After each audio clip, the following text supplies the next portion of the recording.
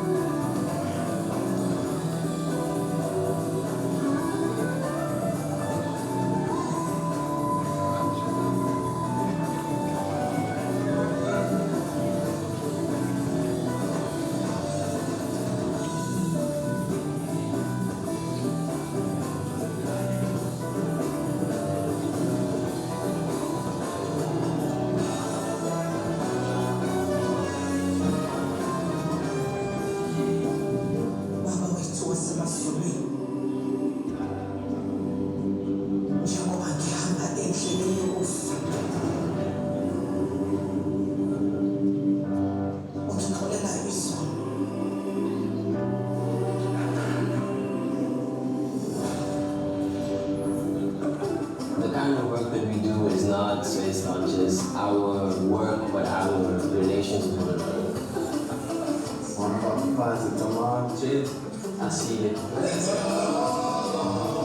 One thing we can also acknowledge is the other artists, filmmakers, fashion designers. It's not so much a band, but it's a movement, and movements moves people. That's how we do life. We get by because of other people.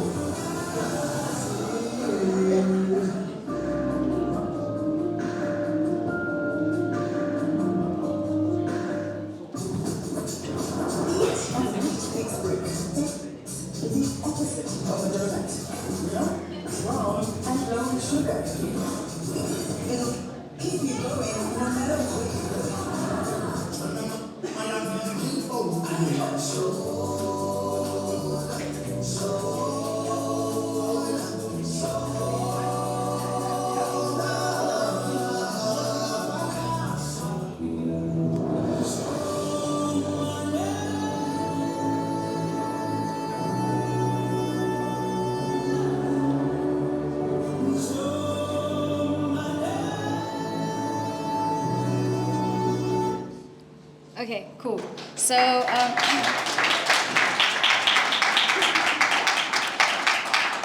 thank you so much. But yeah, this is basically the clients that I've worked with in the past, and I turned 23 on Wednesday, so legit, I don't have 10 years experience, it's just been 2 years.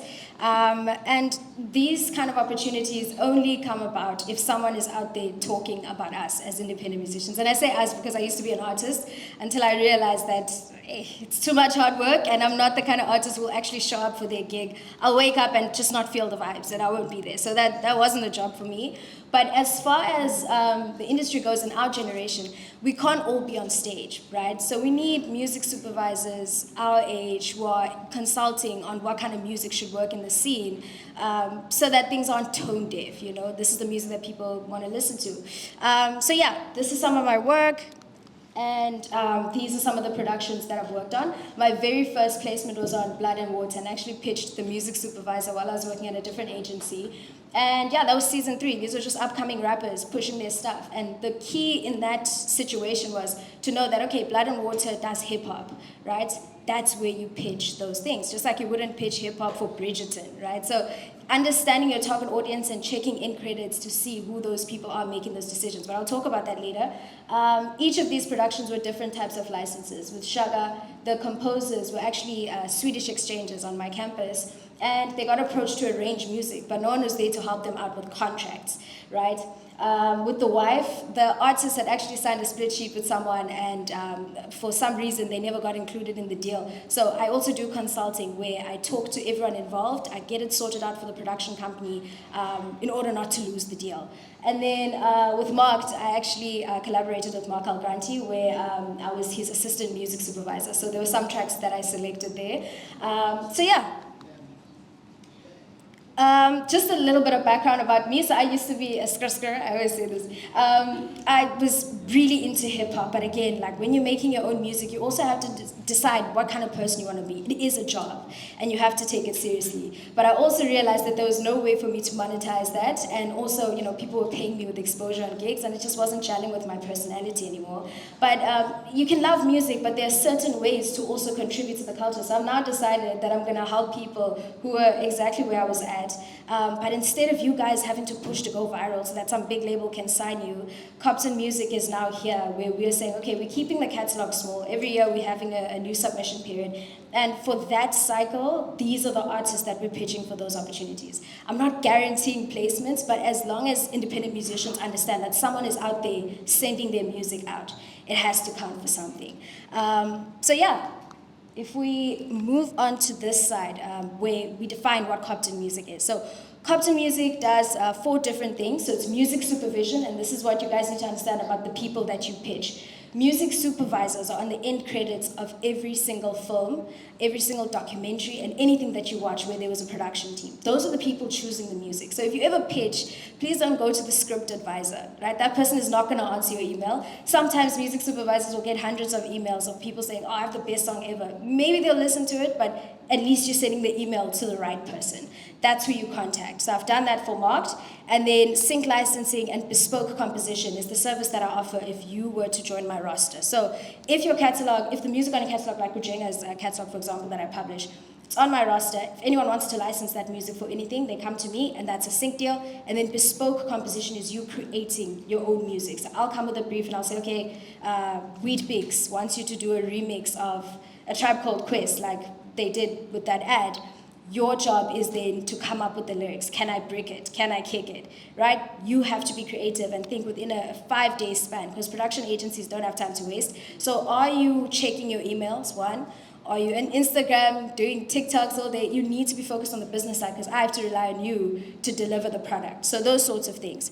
And then music publishing. Basically, I think 2 or 7, I don't know how many talks ago, but publishers are basically the people who are pushing your stuff for opportunities like this, and then they also help with the royalty component, right? So that's also what I do, and this has been a result of artists not taking care of that part after getting a deal. So initially I was just going to do sync, but the agency grew as a result of bridging that gap, because artists need that.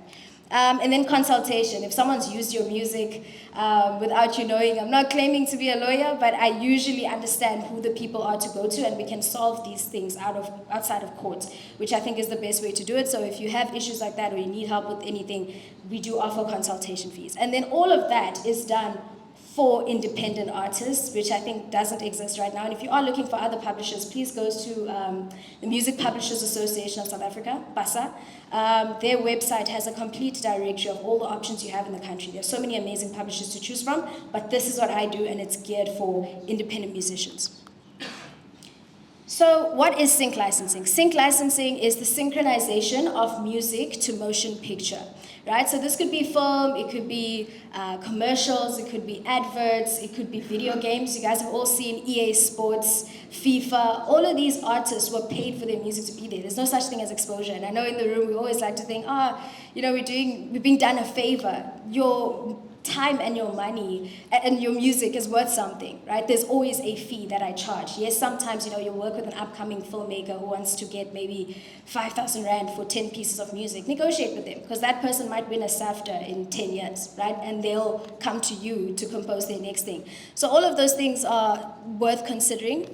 And then if we look at the importance of music licensing, I know a lot of you think that streams mean something. It's not that. Your fans appreciate your music and you get your shows, but for you to sit in your later years where you don't feel like performing anymore, because you're not always going to have that energy, If someone wants to do a documentary on the history of hip hop and they focus on this decade, do you own your music so that they can license it to you? I've seen licensing fees upwards of 400,000 Rand.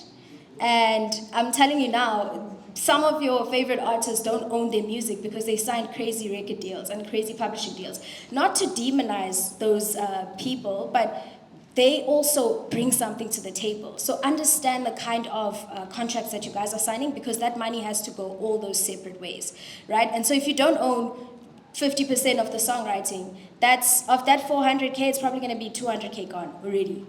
So you just need to make sure that you own your stuff. And then new audiences are reached through global shows and campaigns. All of you know, during COVID, everyone was sitting at home watching Netflix. People are watching that stuff, they hear your song, they say, oh, okay, I've never heard this artist, they Shazam it, boom, instant listener. Some may follow you off that.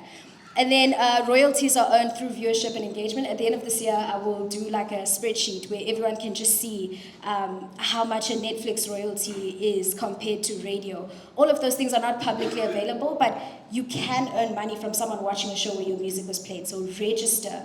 Make sure that you have a publisher or sync agent who's pushing your music there in the first place, because there's way too much music for people to just know about you, right? So that is the role of publishers. So if we look at where the money gets split, right? The people who choose music are music supervisors. They either work for the production companies, so those of you who are into music business, that's a job worth looking into, because we're only a handful in the country right now. So those are the people who reach out to record labels and publishers. So record labels work with the master recording. That's the final product that we hear. And then the publishers work with the composition. So anyone who wrote lyrics, anyone who arranged, anyone who composed, that's that other side. So in the example I made about a sync deal being 400,000 Rand, 200K goes to the record label. That's gone. So if you have a 50-50 deal with them, you only get 100K from that side. So keep that in mind when you sign crazy contracts. Negotiate those splits, because the record label is doing a lot for your song to do well in the first place. On the publishing side, if you worked with different songwriters, again, there's no industry standard, but that person can only earn and register to a SAMRO, because those are the royalties involved. But if we go to the publishing side, then that's the other 200K. So if you want to be like DJ Khaled and feature 10 people, 200K divided by 10, right? Make sure your split sheets are in place, because the music supervisor has to justify to Netflix that, okay, this is who we're paying, we're not going to get sued in a month's time because people didn't get paid for their stuff. Is everything clear so far? Yeah. Okay, perfect. So that's how, and then if you're unsigned, basically a sync agent or a music supervisor, Kopton Music will basically represent you for all of that. But if all of your stuff is yours, you basically make the full 400K. Does that make sense? Yeah. Cool. So, as I mentioned before, the master recording and the publishing makes up a full song. So when you do your split sheets, I'd advise to make it out of 100, but technically it's 200%, because the master recording on its own is its own thing, and then the publishing is a completely separate side. But when you do your split sheets, just make sure if you own the masters, that's your 50%. If there's a record label involved, that's what they're dealing with, and then the publishing side is 50% divided by whoever made the beat, whoever made all of the other stuff. Please sign split sheets. I can't go off word of mouth. And if you guys, please assign this to managers, please, artist managers, make sure you have the tough conversations that the artists don't want to have. I know people don't want to ruin the vibes, but I've seen so many things turn funny when I come with a sync deal and suddenly someone's best friend of 10 years is telling me on the side, oh, you know, this is actually my song, he only did this. It's crazy, right?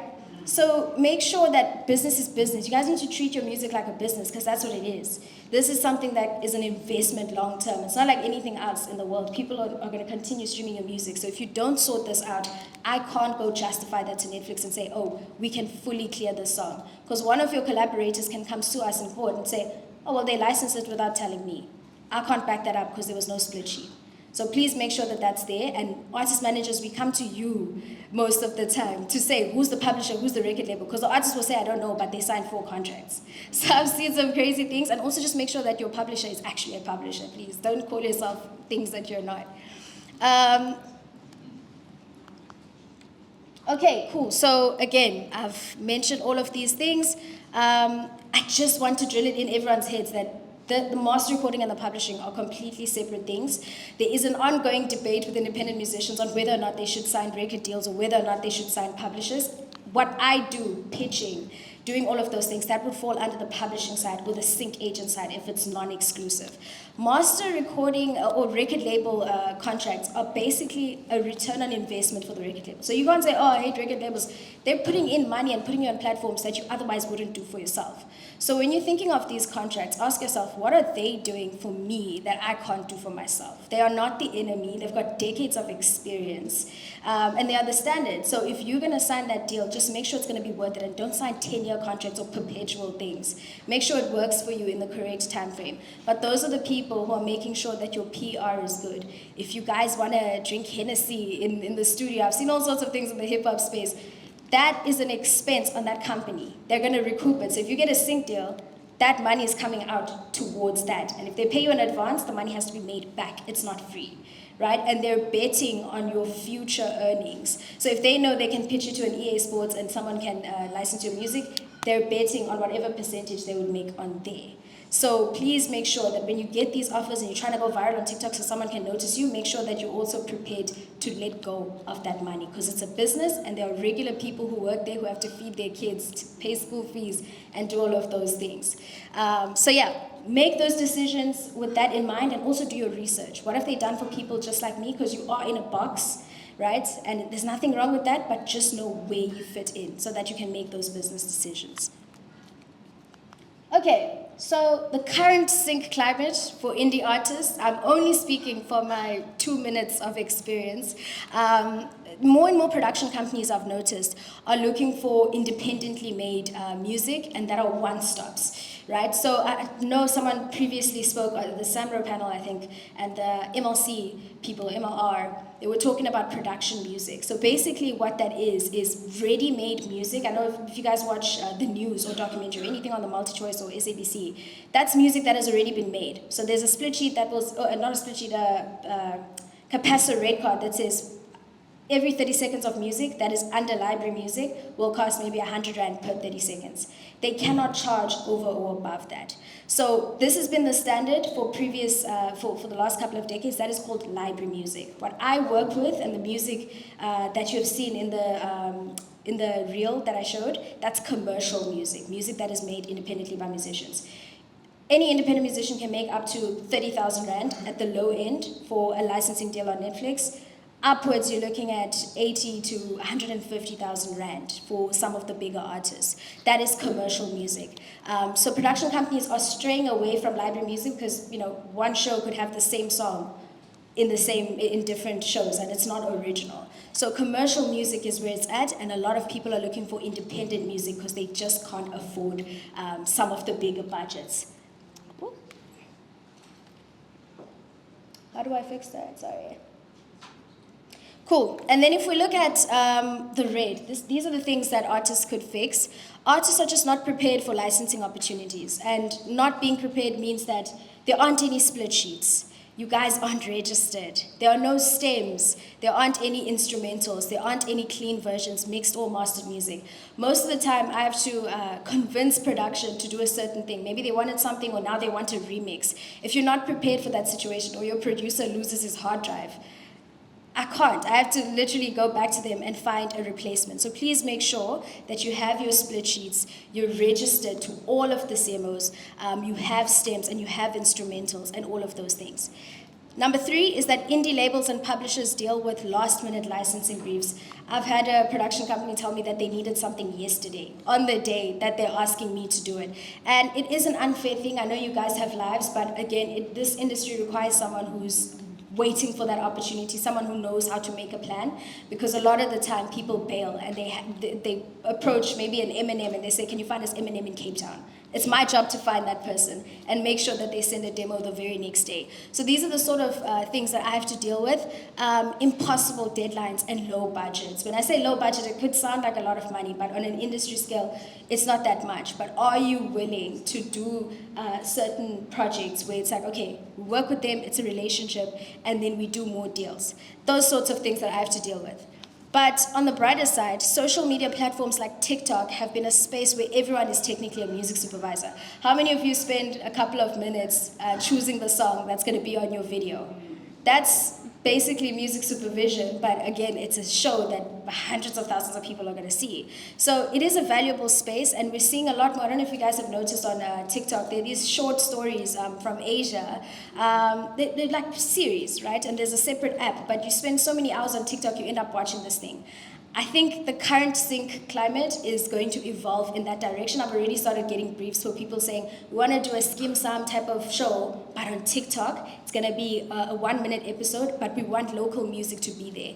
Think about what that would do for your career. If someone would click on the audio on TikTok, as they do with viral TikTok dances, you check that and you see there's been 1,000 usages and it's linked to a show. So no one's tapping into that. The bigger publishers are so concerned about, oh, how much are we getting paid for this? Da, da, da, da. I think independent musicians could totally take over that, because I'm telling you now, the kids at AFTA, the upcoming filmmakers, those are the people you should be collaborating with to get the music on there.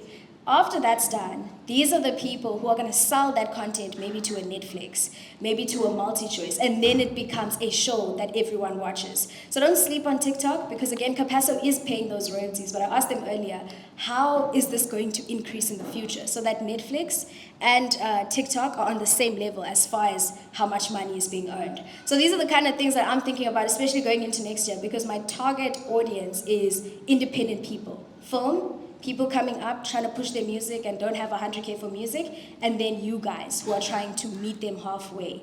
That's how you need to be thinking about this. So how do you prepare yourself for opportunities like this, right? You have your metadata ready, so I'm talking about BPM, genre, I'm talking about ISRC codes, your IPI number, registered to SAMRO, registered to Capasso. How many people are in the song? I know on stage names, please give me their government names so I can actually verify if they're registered. All of those little things set you apart from someone who's just unprepared. Most of the stuff is who is actually prepared for the opportunity. Keeping split sheets, you do it once, it's done forever. No one can argue, and make sure that they sign that, because it becomes an agreement, right? With the date, please. And then register your music to the relevant societies. I'll do a slide on that. And then pitch the right people or get a sync agent or publisher to do it for you. I know with Kopton Music, I'll be doing my music submissions next year in Jan, just to give everyone a chance to put together their best stuff. But I'm literally the only one right now who's pitching independent made music, and there's a space where you don't have to create something that is not your original sound. Come as you are, but make sure all of these things are ready, because I can't pitch music that isn't there.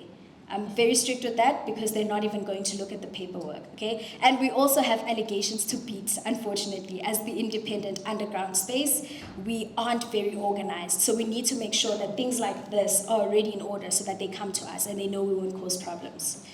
Cool.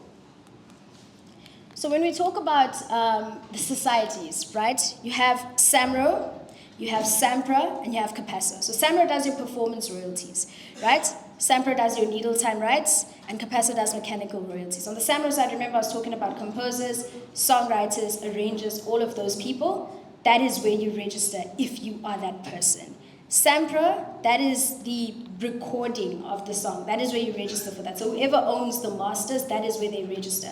If you have a record label, that's where they're registering. So if you want to verify someone and say, oh, they're saying, oh, okay, we want to sign you, make sure, contact SAMPRA and say, is this person actually registered? The worst thing you can do is sign a contract and realize 5 years down the line the person wasn't even collecting royalties. I have seen that with my own 4 eyes.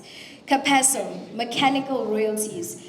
All your Spotify streams, please don't bother SAMRO about mechanical royalties. They do performance royalties. And we're lucky in South Africa. I was in Swaziland like 2 weeks ago. They have one society that started 2 years ago doing all of this stuff. So we're very lucky. We just need to register. It doesn't cost a lot of money. You just have to sit with your admin and make sure you know what you want to do. SAMRO also collects a royalty called public performance royalties, right? So if you have a gig and you had a set list, put that set list in there, because if you performed a song by Hot Sticks, for example, he'll get royalties when SAMRO sees that you performed his song. So make sure that if you're doing renditions of other people's songs, you put them on there so that they can earn royalties. Even if it's a 2 rand, that's your 2 rand, right? And make sure that the events that you go to are licensed, because event organizers can't host something like this, have someone perform if they don't have a blanket license, because SAMRO says that was an audience. It wasn't just you at home streaming a song. They owe you royalties for that. So if you don't register it, you don't get it. So that's what Kopton Music does as well. All of that for you, except for SAMPRA. We are not a record label, so you'd have to do that on your own. Okay. Sorry? SAMPRA. So I don't do Sambro. I only do Sambro and Capasso. Cool. As I mentioned, please take a picture of this. I basically spoke about it before. But Sambro does performance royalties when music is performed or is licensed. I'm seeing a lot of the Mnet royalties come in. It's looking really nice. Don't sleep on radio as well if the station is licensed, which is a problem that they're having right now. But those are the kind of royalties you get there. Sampra, needle time rights, when recordings are played in public or broadcast media, all of that good stuff. And then your mechanical royalties, physical reproductions, or on-demand streams. So anything that was on Showmax, anything that was on Netflix, Apple Music, YouTube, Spotify, downloads, all of that will come from Capasso, right? There are certain royalties that Sambro and Capasso do together, but just make sure that you're registered on both so you get everything. Cool. So just to simplify it, please screenshot it again. If you're a songwriter, composer, or publisher, Sambro. If you're a recording artist or a record label, you want to start your own record label, register as a record label. Register your business with the CIPC.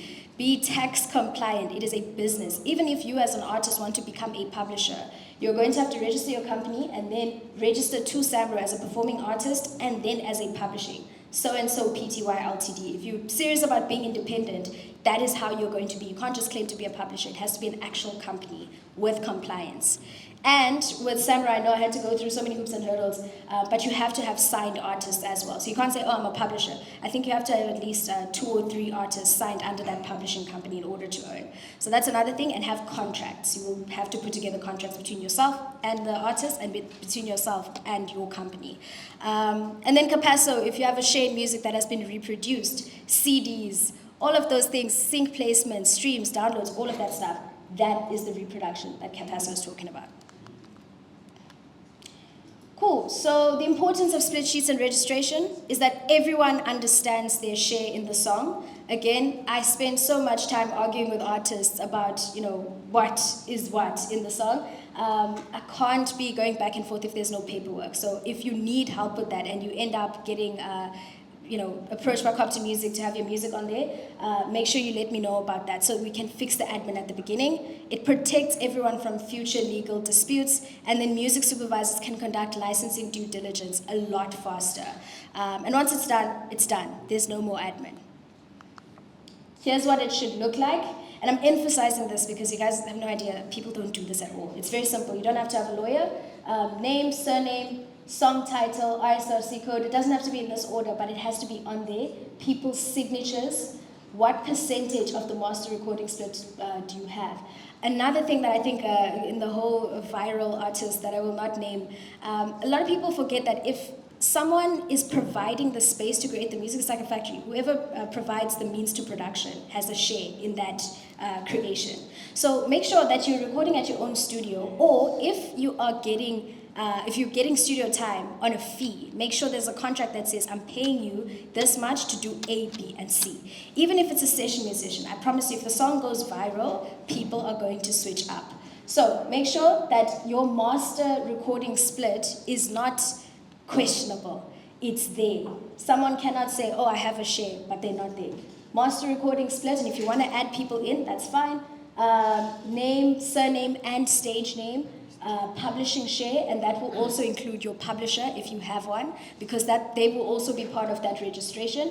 Add dates next to signatures, so that if someone said, oh, I didn't know about this until February and they signed in Jan, they can't argue that in court. All of that with signatures, because that is an agreement if you sign. This is how it should look in a perfect world, so make sure you do that.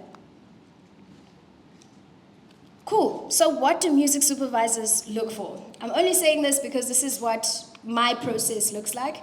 We're regular people, we're listening to music. So if I go on your Spotify profile and your email address and your picture isn't there, do you know what I mean? It has to be where I'm listening to the music. Every single profile that you have as an artist should have your contact details, email address. If you don't have one, please create one. We're not going to DM you. We're not going to WhatsApp you. We need email addresses, so there's an actual thread that we can send to corporate and say, this person has been contacted, right? So all of those things are the basics. Good music. Again, this is subjective, but if it's not mixed and mastered and your lyrics don't make sense and nothing is coherent, I can't put it on a show. let alone enjoy it. So just make sure you're putting out your best self out there. I know people have time to grow, but just make sure that your music best represents you.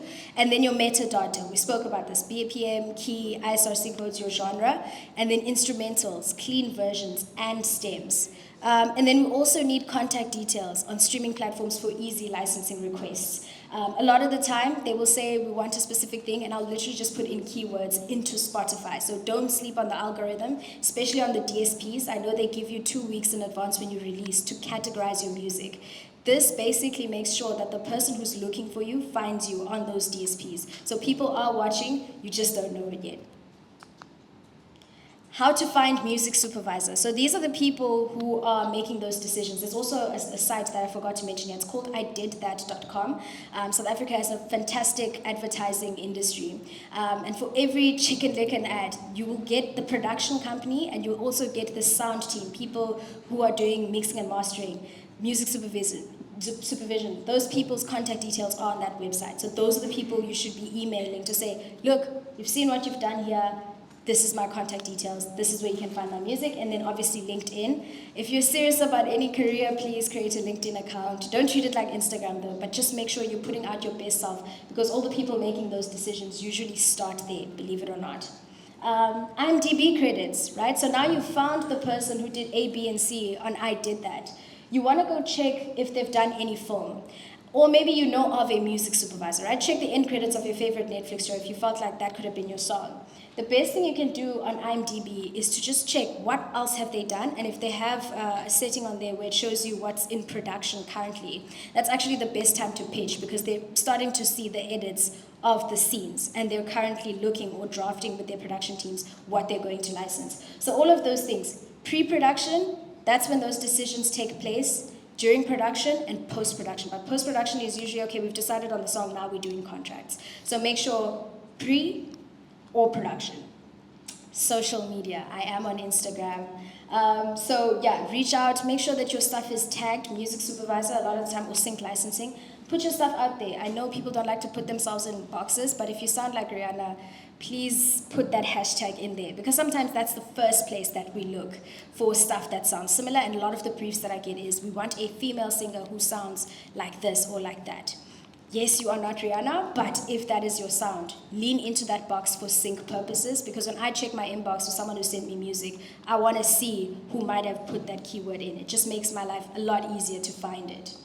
And yeah, in-house at production companies, a lot of the integrated producers, these are the people at advertising who work directly with your MTNs who say, okay, well, this is what we're trying to do. Find us a music supervisor, that person finds the music. So if you want to go directly to corporate, I know the managers who want to maybe do brand deals, the integrated producers are the ones who work with every single person in production.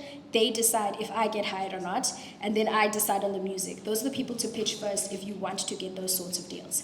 So again, people that you should be pitching as an independent artist, music supervisors, sync agents, directors, integrated producers. I'm almost done, sorry.